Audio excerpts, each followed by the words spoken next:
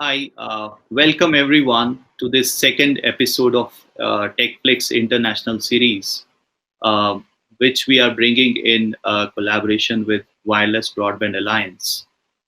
Uh, the idea of this international series is to bring in global speakers and have a free-flowing discussion with the leadership in India, and also get a chance to hear what uh, international as well as the leadership in India thinks about particular themes around technology, which are of very significance.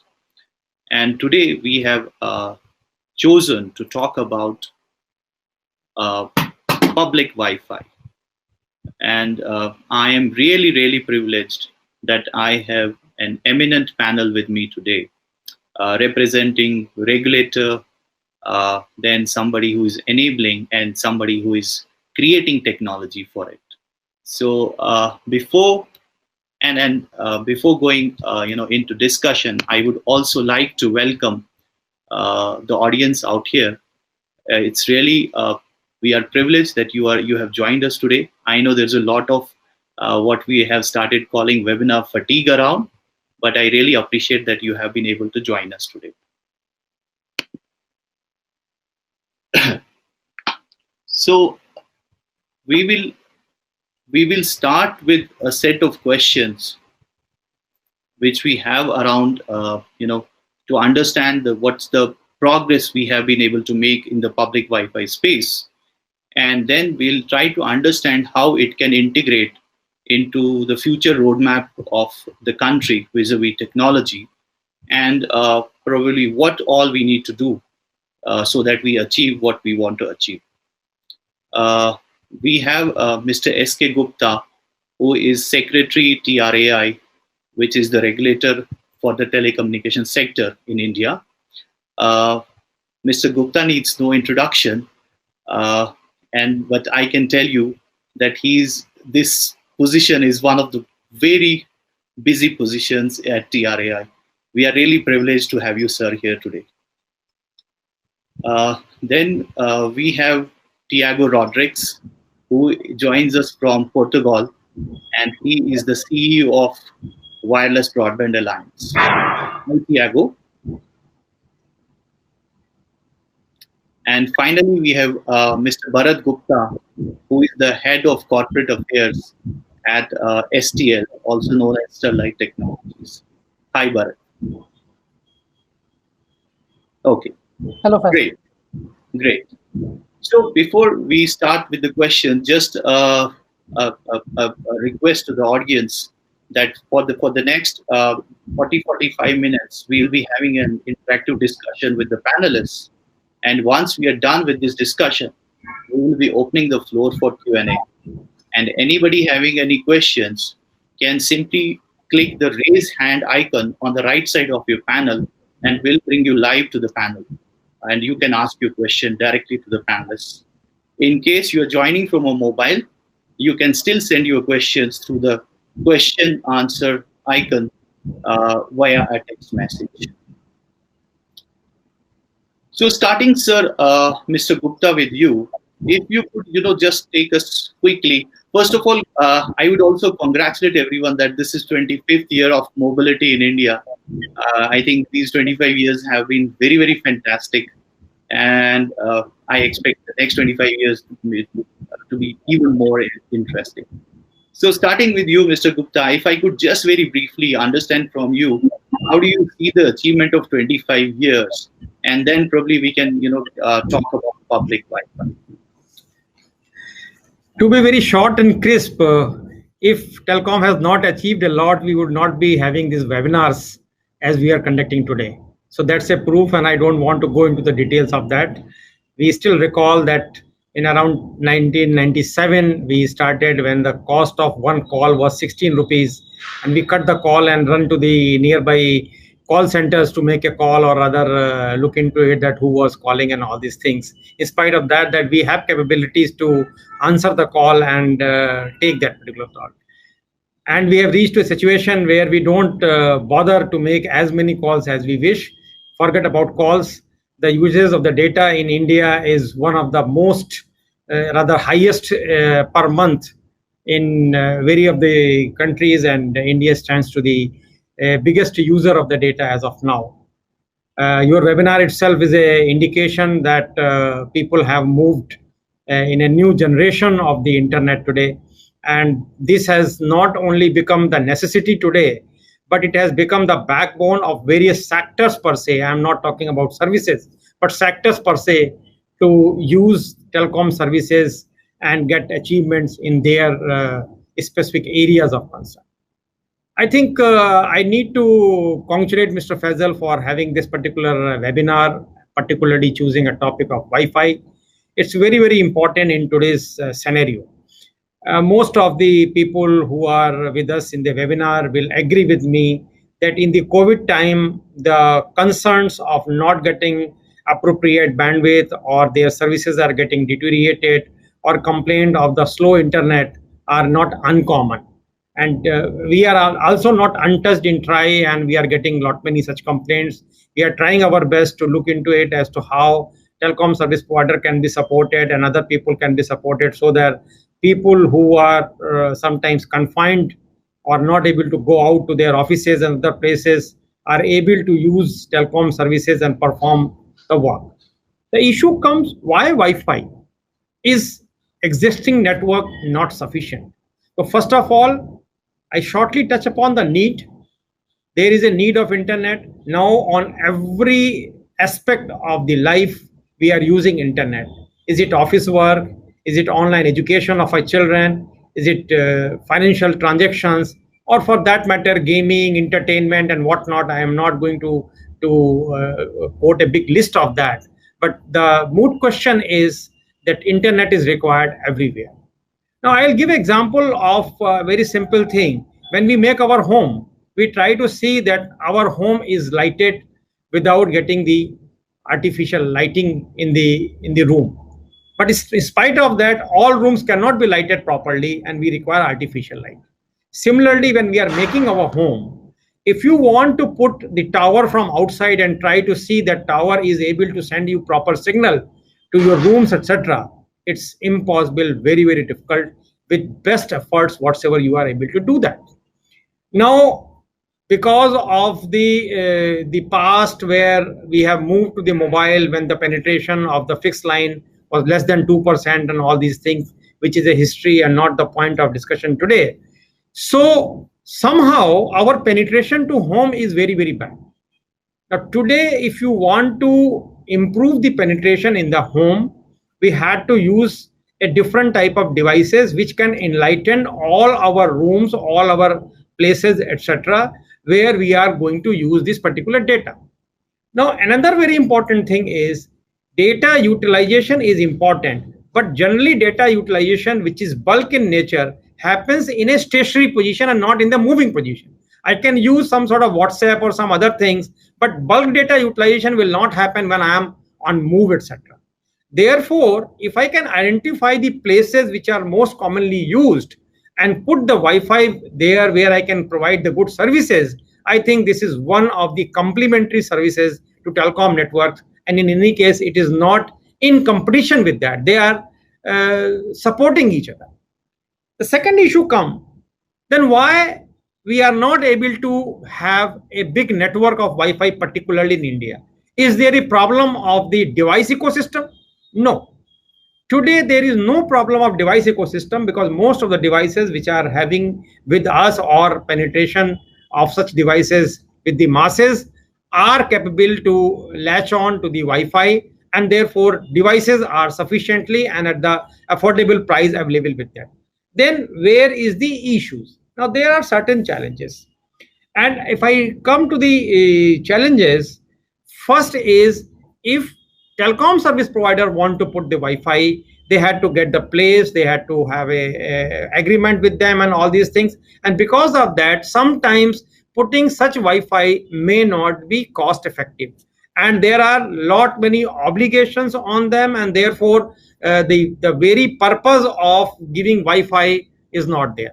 So if we can encourage a framework under Wi-Fi can be provided by many people who may be having the the thing and make them your partner in providing the Wi-Fi. I think then situation can be improved to the great extent.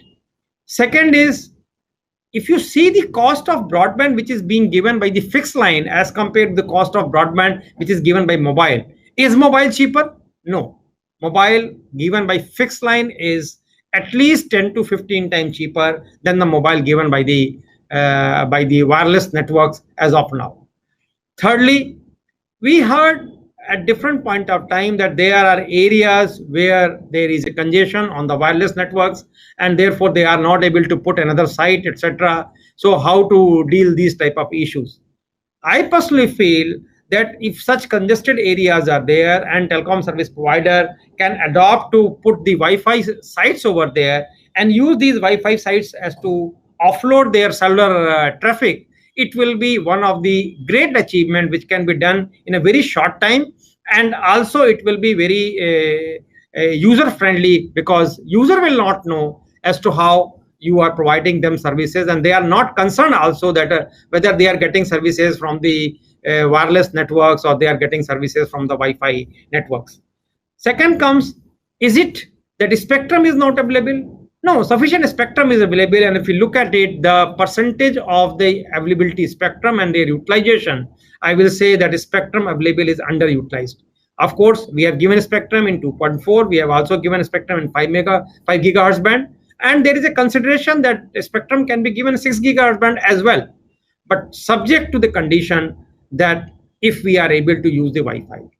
Now, if you look at international scenario where there is a estimate that around 169 million Wi-Fi hotspots were there in 2018 and likely to happen around 230 million Wi-Fi hotspots. And in that particular ratio, if you look at it, India should have shared about 100 million Wi-Fi hotspots. But unfortunately, the present Wi-Fi hotspots are 0.01%. So almost we are not there. So from that point of view, then what happened, why we are not able to do it? The basic problem looks into that there are certain licensing and regulatory challenges. It's not a technology challenge. It is not the device challenge. It is not the ecosystem challenge. It's something licensing and technology challenges.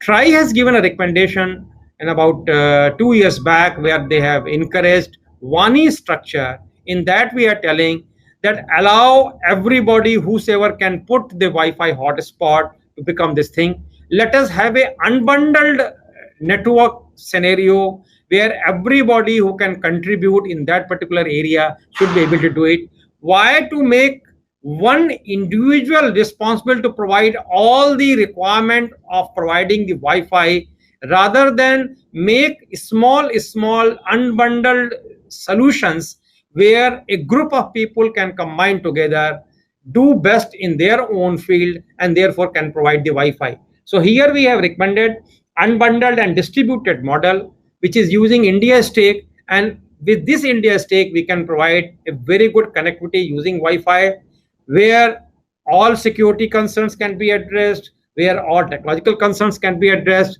some licensing framework concerns where 8% etc. is being charged, and that has become a big of the bottleneck that can also be addressed to great extent. Now, I also like to flag here that let us use all resources available on our control to provide the Wi-Fi. Today, if you look at, we have got the cable service operators. Now, they have got around 68 to 70 million customers, but more than 100 million households where they are passing cable are passing. Now, very easily, you will recall that when no system was provided, these people were able to take the connection from somewhere or other and put the one-way repeaters, and that is how the cable network has grown. These people have entrepreneur skill, and they can very well use these skills to provide Wi-Fi hotspots at different places, and a model can be worked out by which these services can be provided to the masses. I am not telling that these services will come directly in competition to telecom service providers, but there are a lot of black spots which can very easily be utilized by providing Wi-Fi hotspots, and that would be a win-win situation for all. And more so, we should look with changing technology how we can help the consumers rather than looking into small issues of whether it will be taking certain revenues of one sector to the other sector of the people and all these things. More so, you must understand that Wi-Fi people in any case has to latch on to the telecom service provider to take the bandwidth. They cannot get the bandwidth of their own, so they will only be providing them more business rather than becoming their competitors. So I think it's a win-win situation, and we must work together to increase the penetration of Wi-Fi in India. Thank you very much for giving me opportunity to share my views here. Thank you.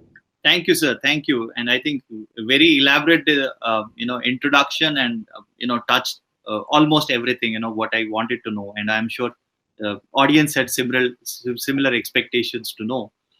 Moving to you, Tiago, I just want to understand how are you seeing things with respect to public Wi-Fi globally?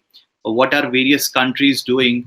Are they encouraging it? As at least we could hear from Mr. Gupta that the TRAI here definitely sees it as a win-win situation, and there is no tussle between, say, the cellular operator and a Wi-Fi service provider. They are going to complement each other. So how are you seeing this globally? And if you could share some interesting case study, or how certain countries have dealt with it. Yeah, thank you so much, Faisal, for the invitation to this webinar and to put in place such a great lineup of speakers. I will echo some words of Mr. Gupta. So first of all, I think we all need to recognize the importance of Wi-Fi during COVID-19, either to work, to study, to contact our relatives, our friends, and even to entertain ourselves. Wi-Fi shows that plays a very relevant role in the communications today. And that's why in some of the studies that I've been seeing, Wi-Fi today, it runs almost or around 60% of all the data traffic, wireless data traffic in the world, it goes by Wi-Fi. So I think this COVID-19 just reinforced that importance. But related to the public Wi-Fi, I think it's a key element of the telecoms ecosystem, because it bridges a gap that exists nowadays, where many times there is not entirely the perfect coverage from cellular, and public Wi-Fi in certain locations at a very affordable cost can bring that connectivity. And many times it brings connectivity to the underserved communities or to certain sectors of the population that they have some, let's say, some more difficulties to get connectivity from a cellular player or a cellular operator.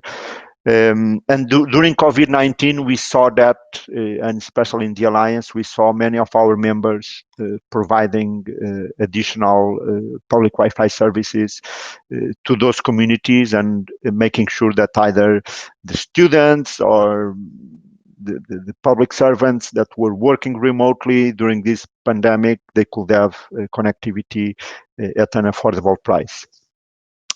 But I would like to now, answering to your question, Faisal, I think I would like to bring 5 trends that I see from different regions of the world. The first one is definitely there is a new standard coming, that is the Wi-Fi 6. So the next generation of Wi-Fi is coming. It's going to take some time until all of us, we have Wi-Fi 6 at our houses, but it's coming. As we can imagine, we'll start with the enterprise, we'll start with the operators deploying Wi-Fi 6, and over time we'll reach out to all of us. And we already saw many of the latest end user devices coming with Wi-Fi 6 capabilities. So that is one. The other one was somehow mentioned as well by Mr. Gupta, is additional spectrum for Wi-Fi. So I think some governments in the world, especially the US and more recently UK, they recognize the importance of public Wi-Fi and Wi-Fi in general, and they are allocating additional spectrum on the 6 gigahertz band. It's going to be a significant effort around the world because each country it has different use of this spectrum. We don't expect that every country will move to 6 gigahertz at the same time. We'll have different, let's call, speeds to move to the 6 gigahertz, but I think it's a good trend. It's very positive that more spectrum will be available, and special from US and UK, it's a significant amount of spectrum that will be available. The third trend is about the coexistence and convergence with cellular. I think more and more, especially with the 5G coming, I see in many countries, in many times, even the most developed countries like Korea, the operators, they look to Wi-Fi as the perfect complement to their coverage and capacity. They see the interest and the benefits from a financial point of view and the business case of 5G to use the capabilities special of Wi-Fi 6, and as you can imagine, special for indoor coverage. So I don't need to cover everything in every single building with 5G. Financially is not viable. So Wi-Fi 6 can give us one more tool and a very important tool on my toolbox, and I can use it and I can provide many of the services that I have on the cellular. I can provide it on a network with Wi-Fi 6 capabilities. A fourth trend is about seamless automatic connectivity to Wi-Fi. And once and for all, I believe all of us, we already suffer this very painful experience that we go to a coffee shop or we go to an hotel, we need to do something, we need to register, and then we go to another one on the same street and we need to do something different. Sometimes we need to watch a video, sometimes we are not sure if that network is secure or not because we are sharing a password among all the guests of the hotel. So we need to move from that experience and we need to raise the bar in terms of security, quality of service, and even policies.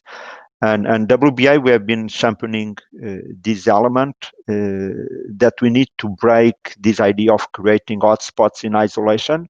In fact, the hotspot, they should communicate to each other. So if I'm Tiago, if I go visit India, if I go to Delhi, I should connect with my credentials from my local operator or from my local authority or my local government gave me some credentials. Why should I not be able to use it in India or Singapore or US, wherever I go?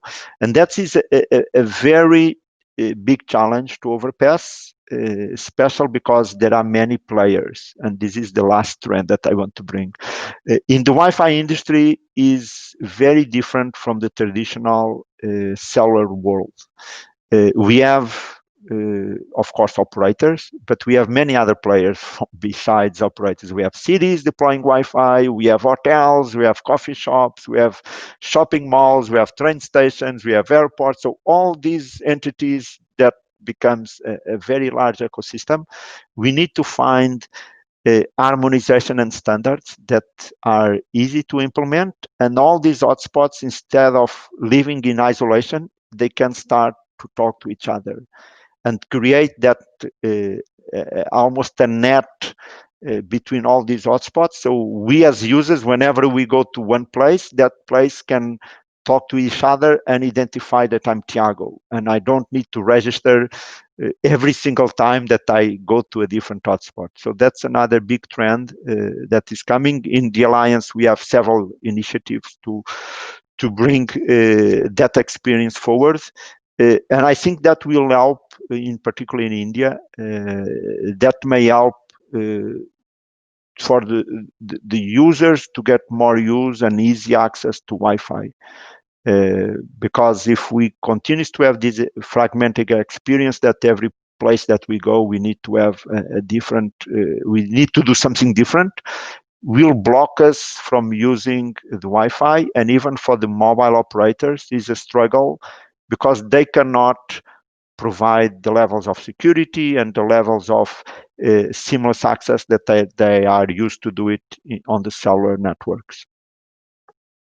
So let me pause for now. Faisal, I can then share some more specific cases from particular regions of the world, but let me pause for now and see if there is any questions. Sure. Thanks, Tiago. I think, it gels very well with the context that was set by Mr. Gupta, in the beginning. So we had a view of what I would say the Indian regulator thinks, how trends are, moving globally. And now I'd like to come to Bharat. Bharat, you come from one of the enablers of, I would say, Wi-Fi as a technology and many other technologies. Firstly, congratulating STL also for completing 25 years. Absolutely. Yeah. Thanks a lot. So my question to you would be, I always feel, maybe it's my bias, but I feel, unless it's fiber, it's not true. So like in case of TVs or any other screen, we have, say, True HD and HD Ready. Same is the case with fiber and non-fiber. So give your view around, what do you see on the public Wi-Fi, and how can we probably make a robust public Wi-Fi? Yeah. Firstly, Faisal, thanks a lot for inviting me to this wonderful event. And it was really good to listen to Mr. S.K. Gupta, the TRA Secretary, and Tiago. I would just like to share a small presentation of about 8 to 10 slides, which I think would cover most of the aspects for which this particular event has been designed and planned. So I'm just sharing the presentation.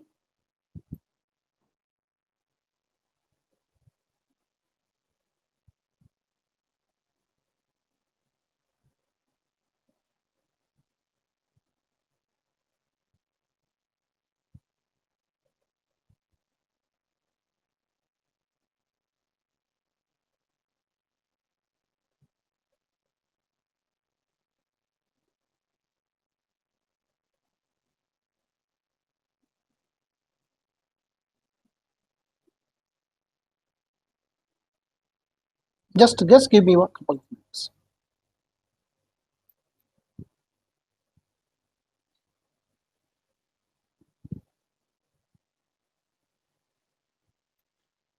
Meanwhile, just requesting audience, if you have any questions, you could get ready with them. We'll be opening up the floor very shortly. I would prefer, if you could come live on the panel. So by just raising the hand, some of you have joined lately. So just, you have to raise your hand. There's a raise hand icon on the right side through which I can get you onto the panel to ask questions. Okay, so here we go with the Bharat.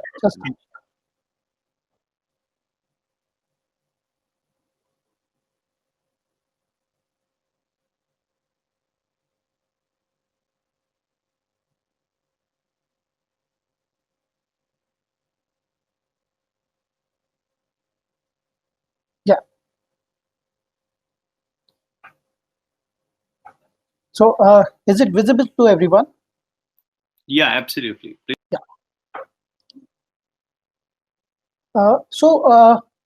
I've just tried to cover this topic in next 8 to 10 slides.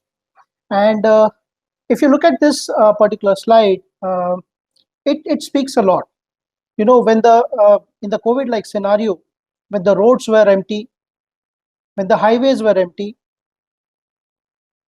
there was a large migration of people which was happening from the cities to the rural areas.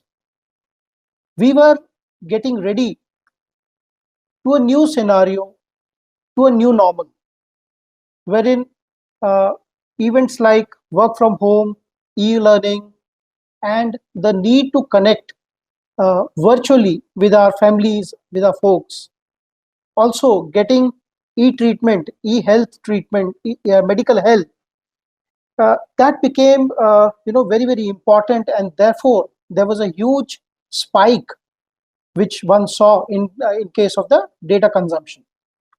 And yes, we were awakening to the new norms post the COVID pandemic. Now, if we look at the graph on the left-hand side, there is definitely a increase in the data traffic which we have seen in the post-COVID-like environment. An important point that I want to make here is the data consumption was symmetric in nature. You see, most of the time we are kind of downloading a large amount of data from the internet, and the percentage of data which goes to the internet, that is the uplink data, is comparatively less. However, in the post-COVID scenario, wherein a lot of corporates were holding the virtual meetings, there was a large emphasis on e-learning. There was a large emphasis on carrying out most of the office activities in a virtual environment, gave rise to a huge uplink traffic also. And therefore, the need for having a symmetric network became very, very urgent and ubiquitous. Now, this is something which already existed. These are indicators, these are studies which were done in 2017 and 18, which definitely, they brought about a couple of things. See, the major data consumption is going to happen on the internet, and that too in the form of internet video. The number of internet users are going to increase. The number of devices are also going to increase. It is estimated that by 2022, there would be approximately 28.5 billion devices which will be there on this planet. The need for high broadband speeds, I need not explain. It has been already, emphasized by the previous two speakers.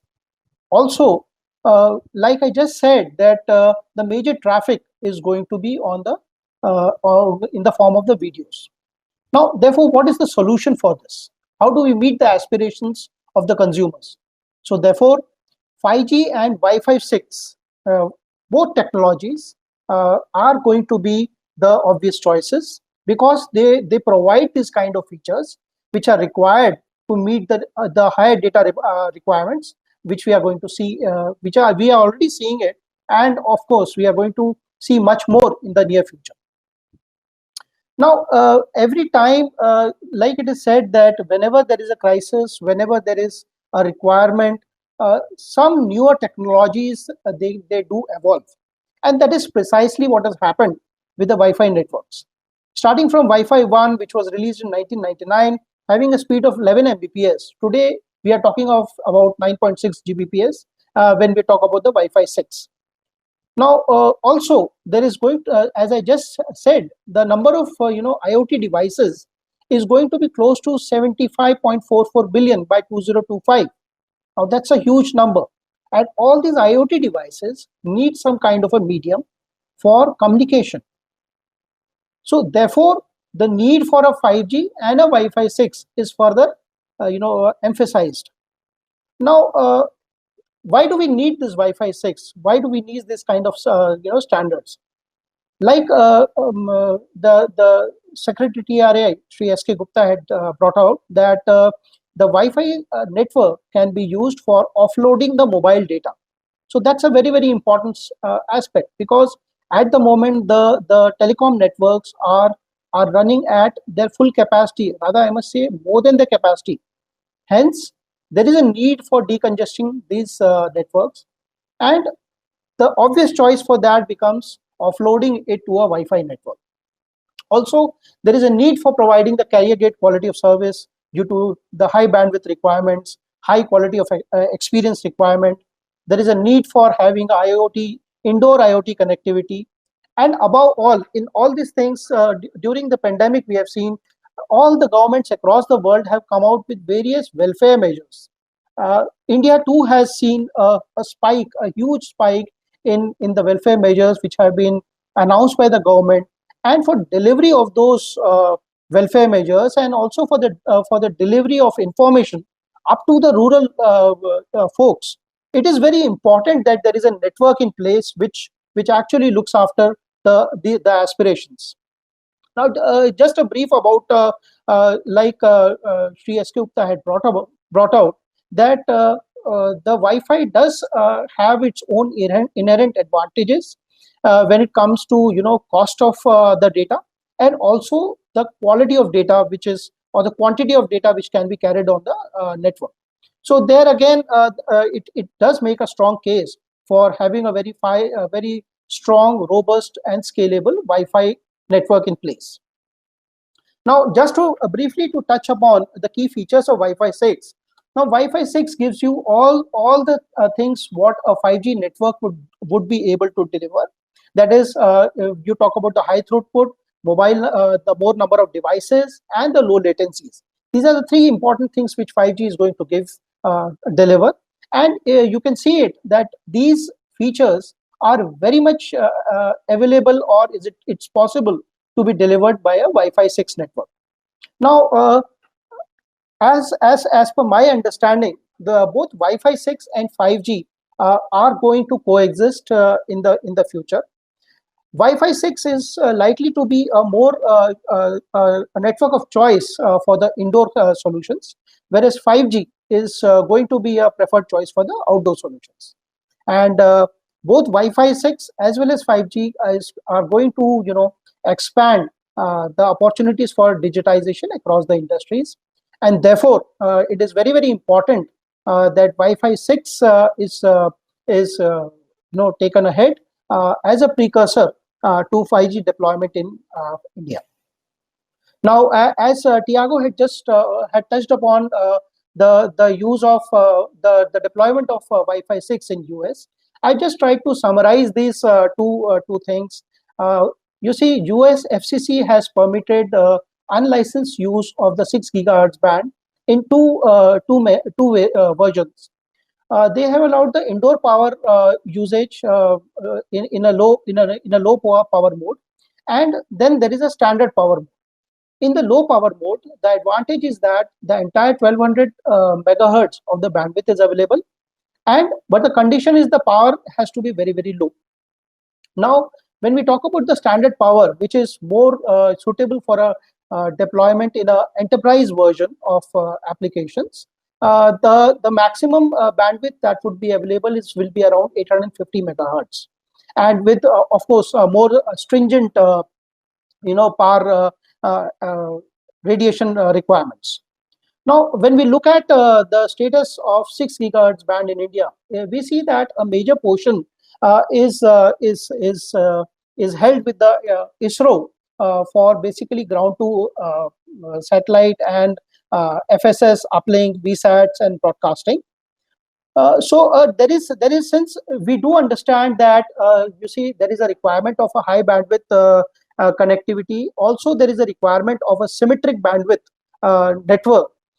It does make a very strong case for adoption of Wi-Fi 6 in our country, provided we come out with very stringent protocols and radiation parameters that enable coexistence of Wi-Fi 6 with the current incumbents. Now, some of the suggested use cases for Wi-Fi 6 could be in the manufacturing, in the retail, energy, education, healthcare, and especially in case of the miners.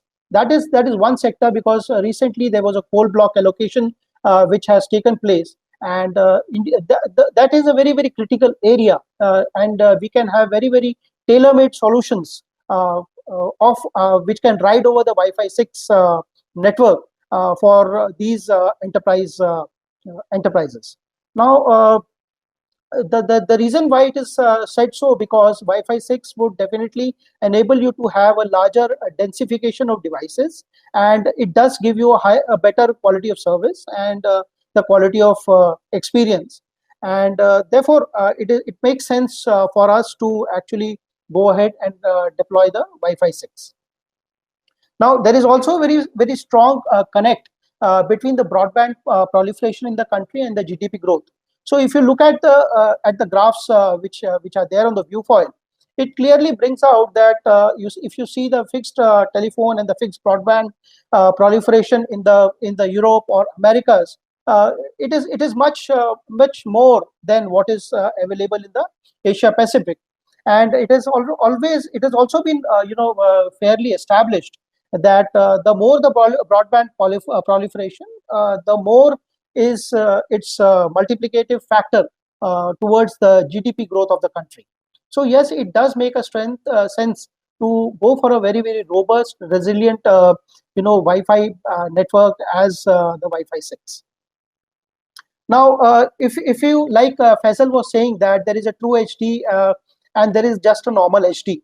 Now, for deploying a Wi-Fi, public Wi-Fi, OFC does make a big impact, as it allows very large bandwidth, it gives you very low latency, and the operation and maintenance costs are pretty less. And more important, like there is a talk about allowing V-band also for the backhaul connectivity.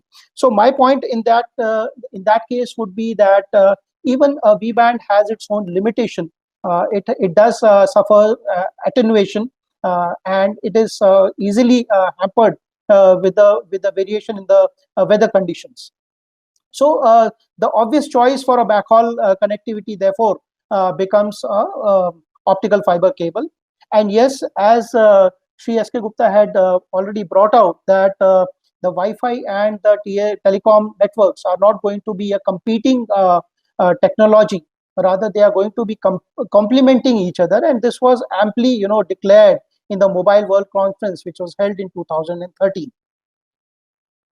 Now, if we look at the broadband penetration and the fiberization in India, we see a we see a picture wherein a lot needs to be done. As on date, we find that the number of internet users is about 53.6 millions, and the proliferation is much below what is expected. Also, India did come out with the NDCP 2018, which has a very very relevant things included in it when it comes to providing broadband connectivity to every citizen in the country, and the importance of laying the optical fiber cable, the need for the Wi-Fi hotspots to be deployed, and yes, it does talk about the having National Fiber Authority of India and the National Fiber Grid. Now, all these are going to be the enablers for deployment of networks as well as the Wi-Fi connectivity in the country. Now, the only thing which is a impediment in the rollout of fiber connectivity in the country are firstly the investment part of it, and secondly the right of way charges which are applicable. That is what actually is a matter of concern and stopping, or rather preventing, the actual proliferation of networks in the country in the manner we want. So a couple of recommendations which definitely flow out from the small presentation that I made is we need to aggressively adopt the Wi-Fi 6 network and permit the unlicensed use of 6 GHz spectrum, although there has to be a proper enabling standards and protocols. And we do have very, very strong cases wherein Wi-Fi 6 can be adopted for the enterprises in the mining, manufacturing, power, retail, health, and education. Also, there is a need for deep fiberization in the country with appropriate standards. There is a need for de-risking of the networks by rolling out minimum 96 fiber per cable connectivity, and preferably that should be in an underground manner with a mesh topology. There is a need for addressing the right of way structure, and there is a need for having more investment in fiber deployment akin to the roads and the highways in the country. And yes, there is a need for giving more impetus to the FTTH rollout that would enable the true digital transformation of India.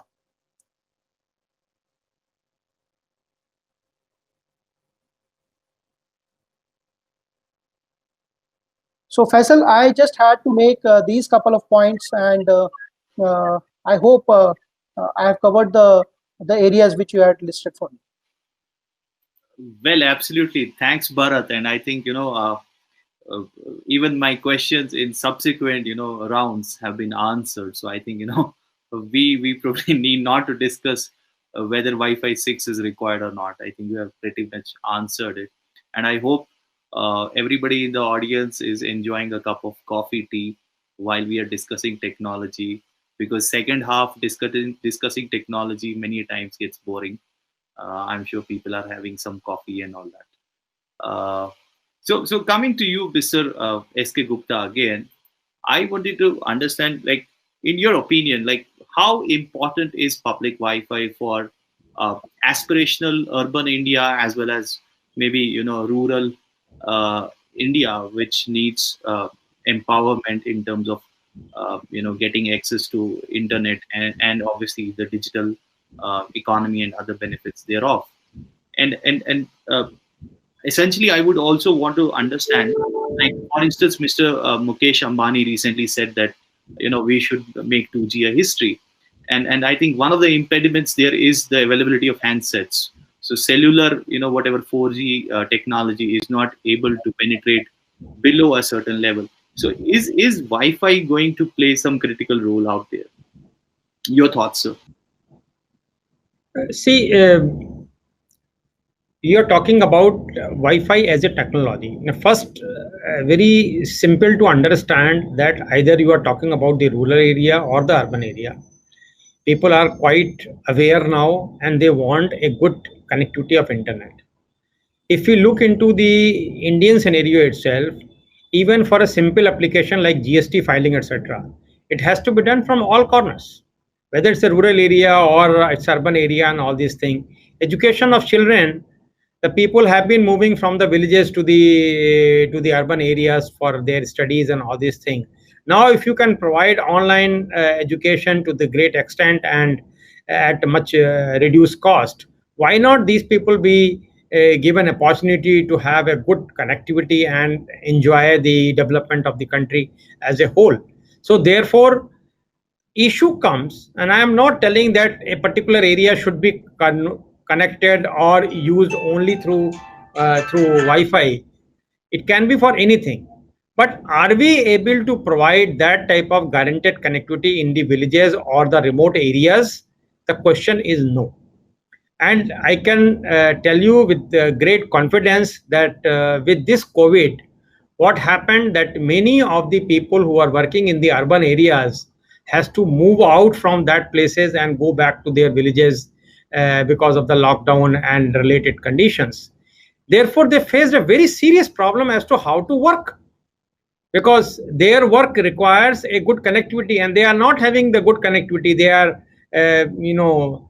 awaking overnight to see that if they can get the connectivity in the night and all these things. And I can share with you some of the very touching mails what we have received, and we tried our best as to how to address their concerns. But yes, let us accept the fact that the type of connectivity which rural areas requires a very urgent attention. And in that particular scenario, because we have availability of optical fiber at least up to the block panchayat, we have availability of optical fiber in many of the villages as well. Why not use these connectivities which is available as of now and not being effectively utilized to provide the Wi-Fi connectivity with a fat pipe, so that the people there can use internet for their advantages? So my answer to that is definite and yes. Okay, thank you, sir. Tiago, coming to you, I want to understand, so we have understood significance of public Wi-Fi. Probably, we need to face up for Wi-Fi 6. We understood that as well. And during COVID, I think, yes, the only one thing which we look for being productive is Wi-Fi. If we have Wi-Fi, we are not looking for any other thing, and we are kind of all ready to go. So one of the challenges which I think is coming across is how do we really implement a good business plan around it. uh, any thoughts which you are seeing globally, some of these success case stories which you can share that people are successfully implementing public Wi-Fi, and generating revenue as well, or at least making it sustainable? Yeah, that's a very, very important question, Faisal. And I saw that a couple of people proposed as well this question. So first of all, we need to understand that public Wi-Fi, it's a different ecosystem from the cellular industry. It's very different.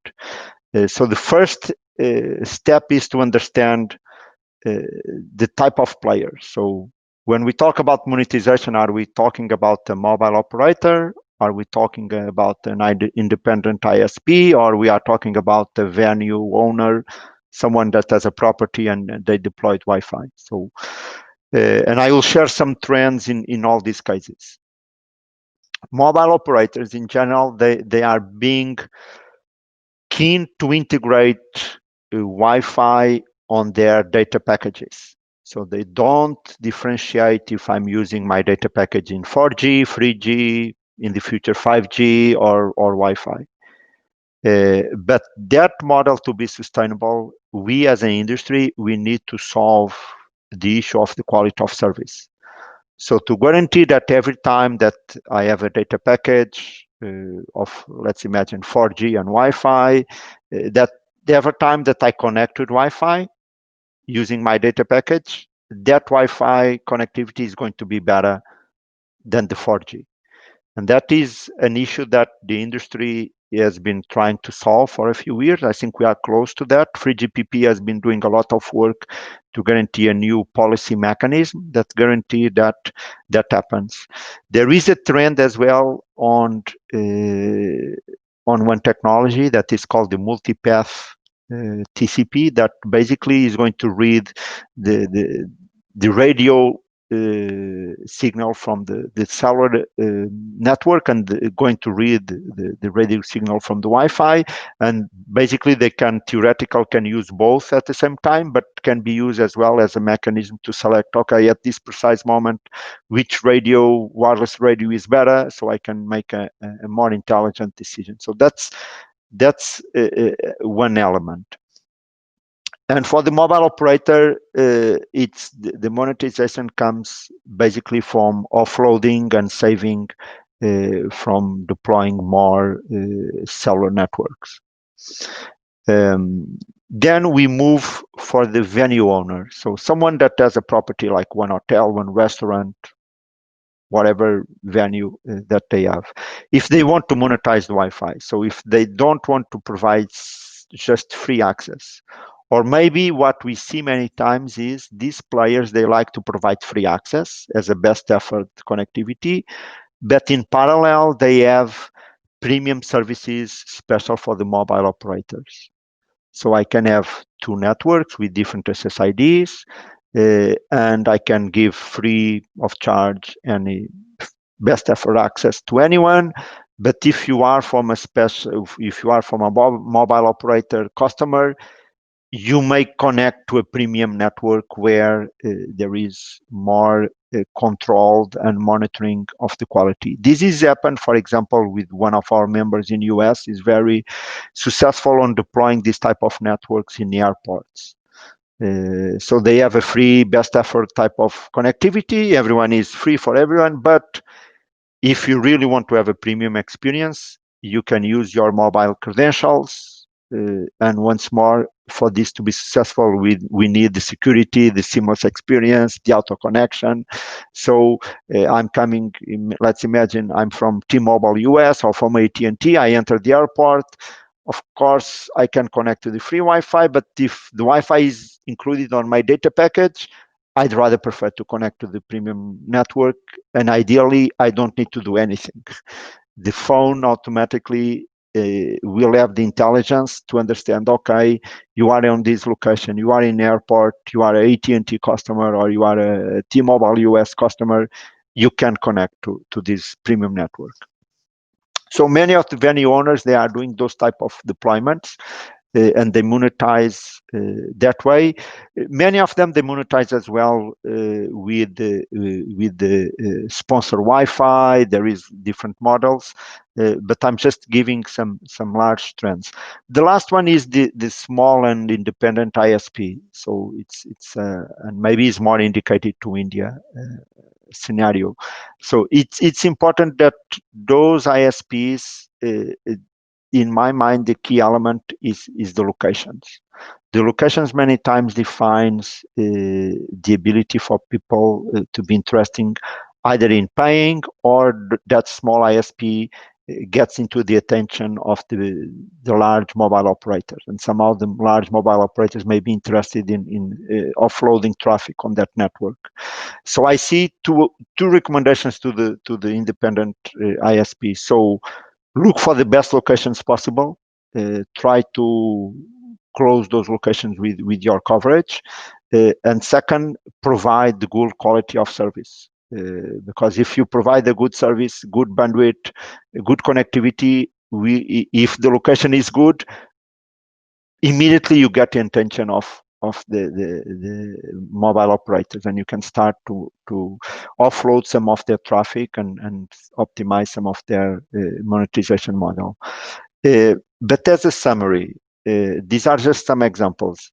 In a summary, it's important to look and try to implement as many monetization cases as possible. So don't look into Wi-Fi offload as the only monetization model. There are others. You can look for Wi-Fi roaming. You can look for location-based services. You can look for sponsored Wi-Fi, because your monetization will come from different angles, not only one specific case. Right, but somehow, like, it's a personal opinion, I feel the monetization model is not as smart as the technology. This is my personal observation. Yes, but I think that's always a gray area out there. So any questions, audience, you have? I would just request if you could raise your hand and I could bring you live onto the panel for any of the questions you have. Just raise your hand if you can. Okay, meanwhile, we have a couple of questions through chat. Okay, there's a hand that has been raised. So I'm just bringing Sandeep Agarwal onto the panel. Yeah, am I audible? Yeah, hi Sandeep, you can ask your question. Yeah, hello, Sandeep Agrawal from CDOT. So a question to Tiago. A nice talk and presentation, Tiago, as always.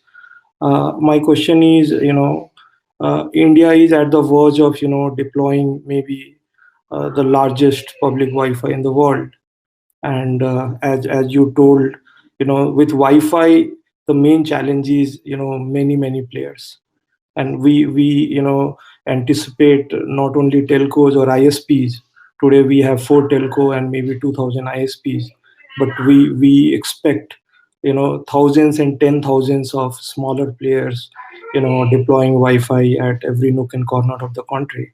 So in that case, how these smaller players who are already deploying Wi-Fi in their own capacity can plug into a public Wi-Fi architecture with ease, because they may not want to do an extra investment or buy extra devices which are very fancy with respect to technology, but want to deploy existing devices, can plug into a very well-defined architecture and start allowing their customer to roam and start using services at other place, or even they can benefit and start giving a better services. So that's my question. Thank you. Yeah, Sandeep, thank you so much for your question. A very interesting one. I think, in my opinion, the solution for that is really passes by 2 elements. One is something that WBI we have been pushing forward, that is to create a Wi-Fi roaming federation. So we can have a federation of entities that can join that federation, and they can interconnect their networks. And for that to happen, we need to use, as you said, a simpler architecture with very low cost type of technologies that can interconnect those hotspots, and we are developing that. It's called open roaming. It enables any type of player to be part of this open roaming federation, and I like to compare that with the Visa for the credit cards. So I can go anywhere in the world with my Visa card, and I can pay in the most fancy hotel in the world, or I can pay in the most smaller coffee shop in the world. They all accept my Visa card. So it's regardless of the location. And the federation, like open roaming, enables that. And the tricky part is to make it easy to join and easy from a technology point of view, because a small coffee shop, for example, in India, doesn't have the know-how, doesn't have the money to invest in technology. So they need to have a very simple, almost plug and play technology that they can join the federation. We are doing that with what we call the RADSEC technology. So it's a certificate that is installed on the APs or the controllers, and immediately that hotspot can communicate with others, and immediately anyone with a credential like the Visa, so that comes to that hotspot, can be recognized, and that hotspot will ask, okay, I'm receiving this credential, is this credential valid? So we ask to the federation, is this credential valid? And the federation, because they are all interconnected, they will respond back and say, yes, that credential is valid, it can use the service. And I think we need, for this to happen, we need standardization, harmonization, and I think that's an element that is very important to be pursued. Thanks, Tiago. And I think, Sandeep, you got a very detailed answer to your query. Thank you for asking the question. Thank you, Tiago. Okay, gentlemen, we'll have to extend our time by maybe 5-10 minutes more, because we have two questions. We have already hands raised on. So I'm bringing in Mr. Vikram Tavatia onto the stage. Hello, Mr. Tavatia.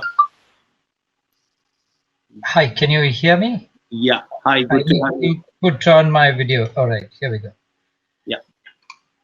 So firstly, Faisal, good discussion. Thank you very much. A couple of points that come to my mind is, so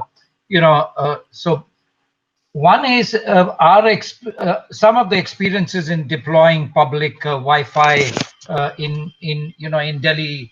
Some of our members did Connaught Place and Khan Market. So one interesting thing, and this is for people who are thinking, is how do you manage theft of Wi-Fi devices? You see, the access points got stolen and they got sold as scrap. So that is one thing, which is a very typical thing. That brings me to the next point, is making street furniture available, right, as a policy on right of way. So the municipalities did, in the last elections, it was a political point that, okay, public Wi-Fi should be there. But then, they have to make street furniture available to install these devices. And, if the related part is power supply access to those public devices, right? That then connects me to the next point is, okay, fine, you provide a Wi-Fi access, whichever technology, 6 or, A, B, X, AX, or whichever one. How do you carry the traffic back, right?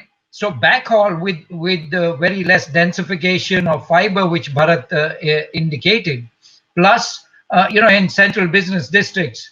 So we've been for a long time requesting for the E-band to be opened up so that, you can carry traffic back. All right, the public is buying a lot of devices. The list of Wi-Fi 6 devices is increasing, but the quality of experience on any Wi-Fi would depend on how you are able to carry the traffic back. So that's another point, which is an important part. Releasing the E-band at an earlier, at the earliest, because any spectrum, non-utilized is a case of lost opportunity for the country. The other part is there's a lot of dependence on the quality of devices. You see, the devices in the market, unless they are GCF certified, which they are, I mean, India does not have a certification program for devices. Now, because the consumption will be on a device, so essentially it brings you down to smartphones. So smartphone penetration with that applicable Wi-Fi technology, and which is certified, is an important part of how we actually encourage the usage of public Wi-Fi. And the other part is, of course, there was this mention about rural areas. The fact of the matter is that, you might have, for example, BBNL fiber, a lot of fiber there, right? But there's still the penetration of smartphones in rural areas requires a thought before, you deploy a Wi-Fi access point or a CSE in smartphone, in a rural area. But the fact is that most of the users, or a large number of users, are still on feature phones, right? So Wi-Fi gets restricted. Instead of the 1.1 billion, SIM cards or subscriptions, only the smartphone users are around 600 million. So the good news for that is there is good headroom for growth. So that's a good part. But these were some of the things, and compliments to all the other speakers for highlighting the other aspects. Thank you very much, Faisal. Sure. Thank you. I think the first question, nobody has answered. Like, there are theft. I don't know what could be done. You put a layer of CCTV camera, then, you secure them. So it's a kind of a riddle out there. But yes, no, not really. One of the things is if municipal infrastructure is available, like part of bus stops and street furnitures and design of some of these smart poles. Plus, one of the things that some of our members did was install it inside the billboard, right? Or billboard of a shop on top, because then it is inside. Plus, what essentially you need for the access point is power supply. Right, so both needs were getting fulfilled. I mean, these are some of the experiences I thought may be useful for the part. I don't know. Maybe Mr. S.K. Gupta would like to answer on the E-band. Sir, you have any views on that? Tiago has given the recommendations. DOT needs to, pick it up. But happy to hear Mr. Gupta always. Yeah. Thank Mr. Tavatia. We have been advocating for E-band, V-band very vehemently, and of course I would definitely mention, because there is nobody from the DOT, therefore it's my duty to mention that initially some of the telecom service providers opposed it, but subsequently they started supporting it. I hope that now DOT should consider and allocate it. The availability of V-band, E-band is very, very necessary. Either you talk about Wi-Fi or you are talk about even 5G. Because 5G is only from the handset to the tower. If you had to carry a very high speed capacity backhaul, then either you should have optical fiber or you should have some E-band or V-band. You don't have optical fiber in all the places, and it cannot come overnight. Therefore, the only answer in the short time is to provide the backhaul spectrum, and that's very much necessary. And I hope that the sooner would be better. Sir, we have two more questions. Like, can we extend a bit more? Just a request before we have concluding remarks from you. Okay, no problem. Maybe another 5 to 7 minutes. Yeah, we will conclude. So we'll not take any more questions other than these two. Yeah. So getting in Mr. Narang Kishore. Hello. Yeah, hi, Mr. Narang. Hello, am I audible, Faisal? Yeah, your question, please. Okay. Good afternoon. I think very interesting deliberation. I think it is very timely, rather I'll say long overdue discussion on such a vital. We have been hearing for quite some time, including every smart city deployments in 2015, they will have public Wi-Fi.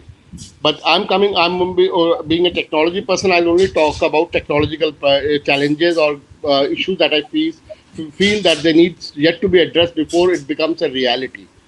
So, see, we already have some legacy private Wi-Fi networks, curtailed. Then we have heterogeneity of devices kind available.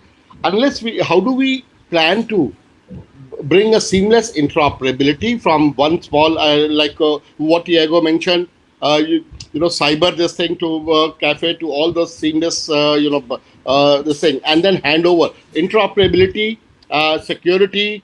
Then we have the federated roaming.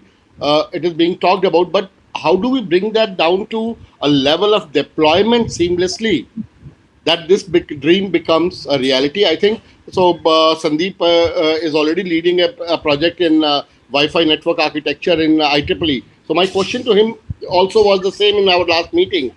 What kind of technological challenges have we already made a laundry list, and are we going to address to make this thing a reality? I would like to hear from anybody.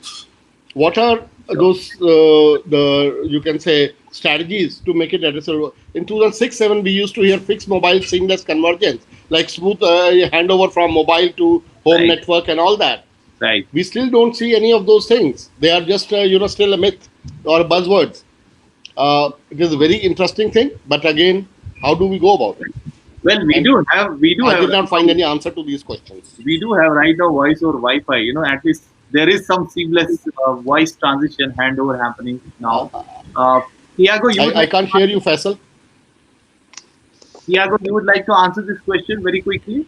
Yeah, I can answer very quickly. So I will not talk about the handover between cellular and Wi-Fi.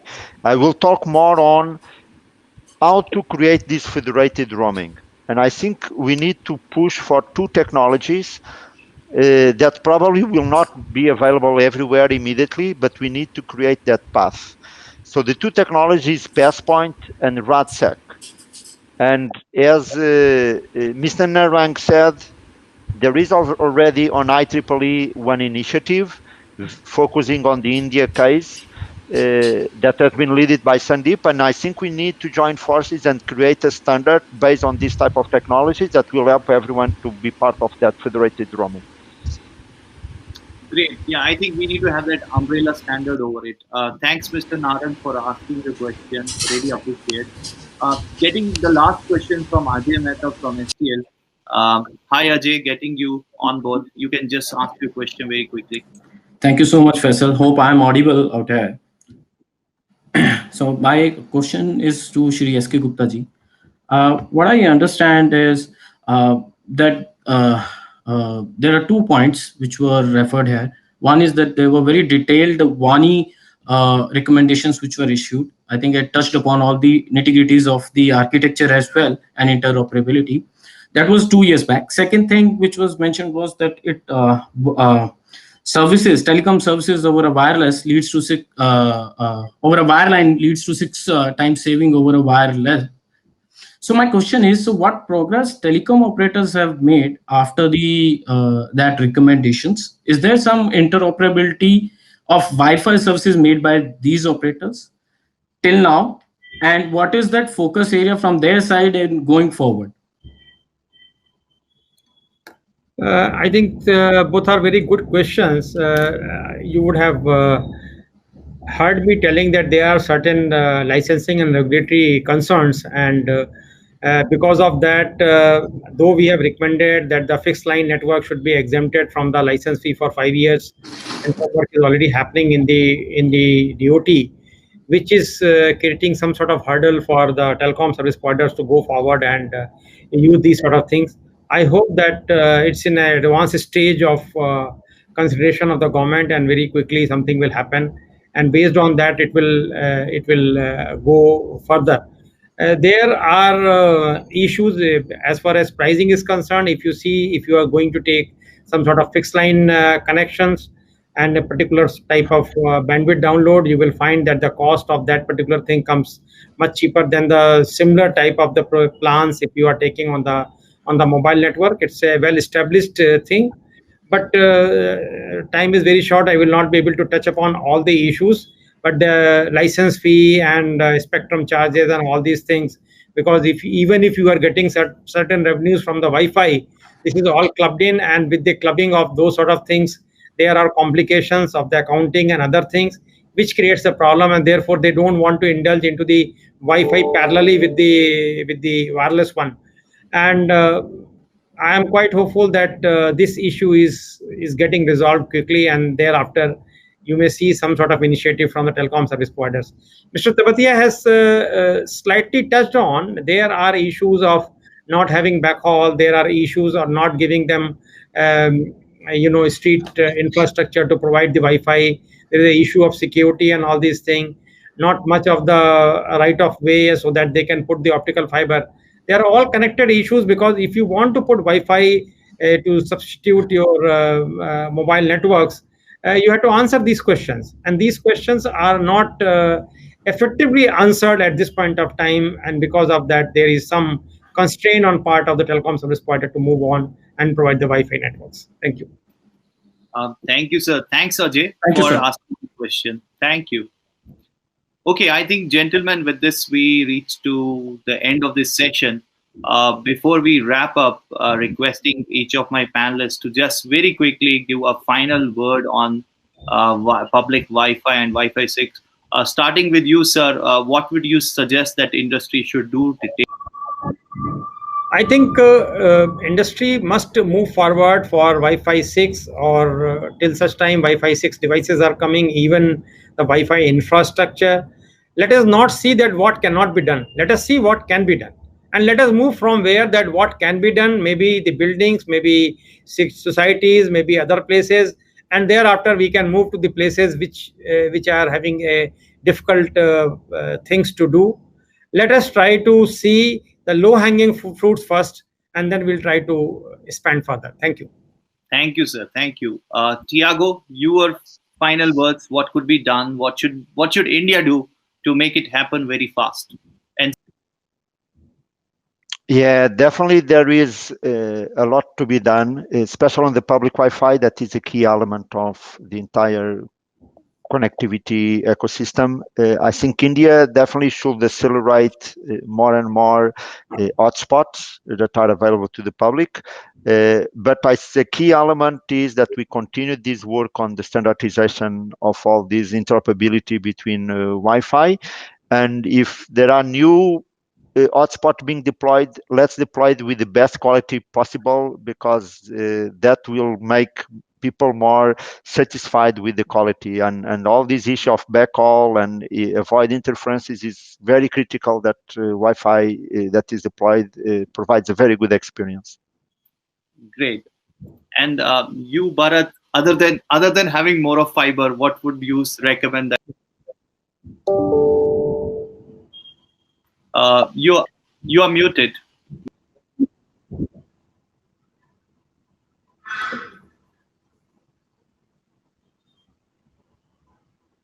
There appears some other problem. Is not mute. Yeah, we can't hear you. Sorry.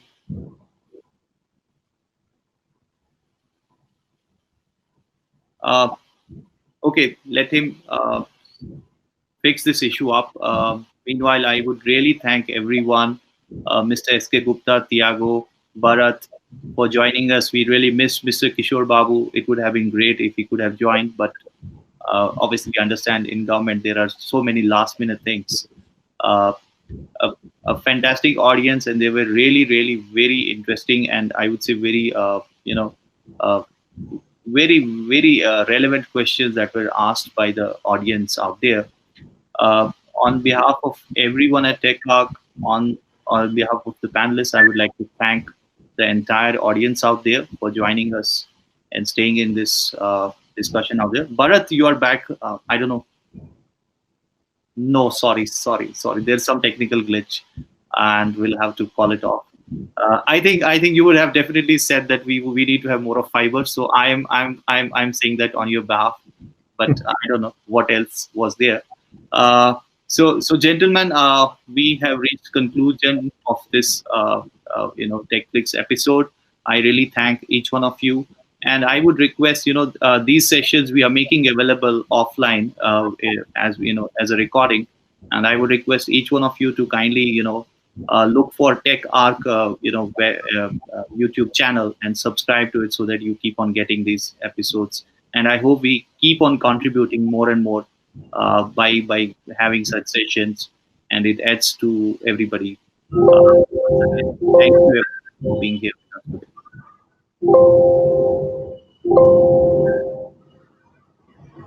So thank you very much. Thank you, sir. Thank you, everyone. Thank you. Thank you.